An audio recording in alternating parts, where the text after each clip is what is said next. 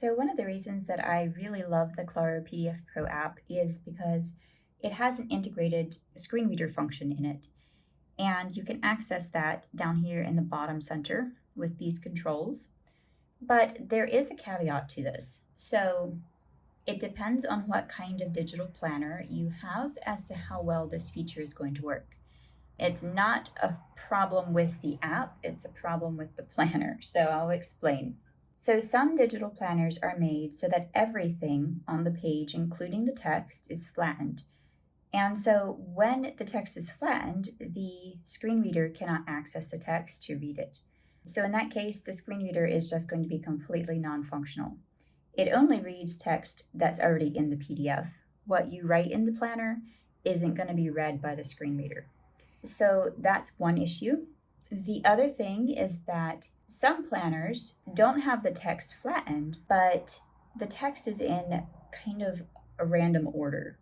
So it's not placed in an order that's going to make sense to the screen reader, and when the screen reader reads it, it's literally going to be just hopping all over the page, reading something here, something here, something here, and it might not make a lot of sense. However, this planner that I have shown here is the Abundant Life Digital Planner, and it has been created especially to be able to be used in a screen reader.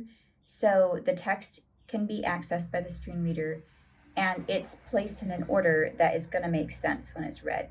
So when you hit the play button down here, this screen reader is going to read it from this planner, at least, is going to read it from the left side down, and then the tabs at the top, and the right side down.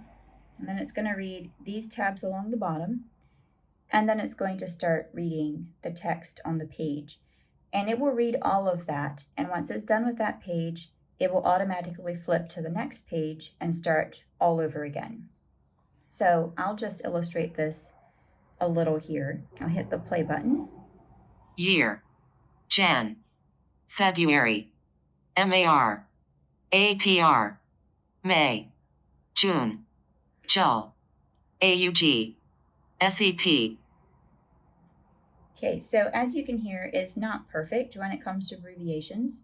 It recognizes some of them and some of them it doesn't recognize. Also, another little funny glitch that it has is that if you want to just pause it in the middle of its reading and do something like whatever, and then come back to the place where you stopped and have it read again, you just hit the pause button.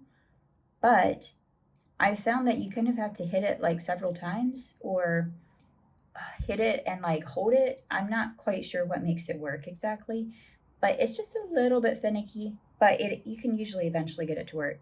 So then when you hit play again, it'll start from wherever it left off. OCT. NOV. DEC. Resources Bible Studies. Okay, so I'm going to stop it right there. You just stop it with the stop button. If you do not want to have to go through the entire page listening to it read everything, you can just tap on something and highlight it and then hit play. What stood out to me? Praise and thanks prayer requests. My prayer. Top 3. And then it will play from wherever you have highlighted. So that's how the screen reader works. You also have the option to change the voice. If you don't like this voice, you can come up here to the settings and come here to voice name. It says right now it's Samantha English.